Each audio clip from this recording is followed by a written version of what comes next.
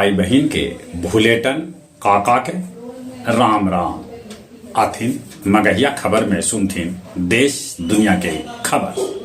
आज अक्षय तृतीया है, सभे के तृतीया के बधाई। ईडी कहलक कि चुनाव प्रचार मौलिक अधिकार न है। आज प्रधानमंत्री महाराष्ट्र, तेलंगाना और उड़ीसा में करतन चुनाव प्रचार। अखिलेश यादव और राहुल गांधी आज मंच करतन उत्तर प्रदेश में साझा। राष्ट्रपति द्रौपदी मुर्मू देश के 66 हस्ती के बीच बांटलन पद्म पुरस्कार। केदारनाथ धाम के आज से पट खुल जाए। राजद के थीम सॉन्ग तेजस्वी है तो ताकत है के कैलन लालू जी जारी। पूर्व सांसद डॉक्टर रंजन यादव राजद में हो गलन शामिल। देश देशांतर मगहिया दलान अपन 197वां कार्यक्रम में लघु कथा पाठ के आयोजन कैल, जेकर अध्यक्षता मिथिलेश जी और संचालन कृष्ण कुमार भट्टा कैल का।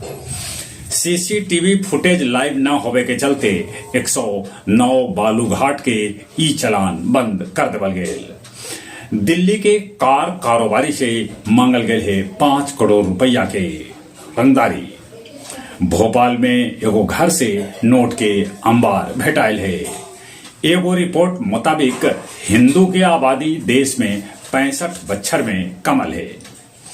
रूस मनौलक विजय दिवस, न्यूक्लियर ड्रिल भी कैल गेल। ईरान परमाणु हथियार बनावे के दे रहल है धमकी। पाकिस्तानी सांसद फजलुर रहमान सेना के देखौलन आंख।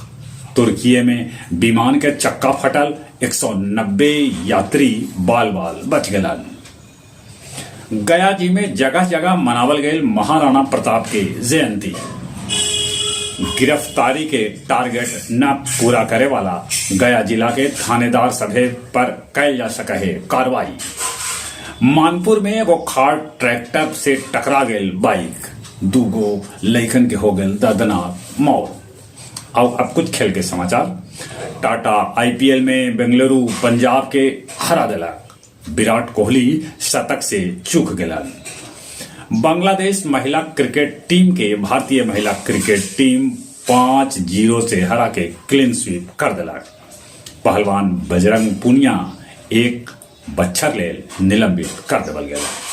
जहां तक मौसम के सवाल है, मौसम विभाग सूचना दिलका है कि बिहार राज्य में 16 मई तक बरस सका है पानी, ठनक सका है ठनका, चल सका है हवा।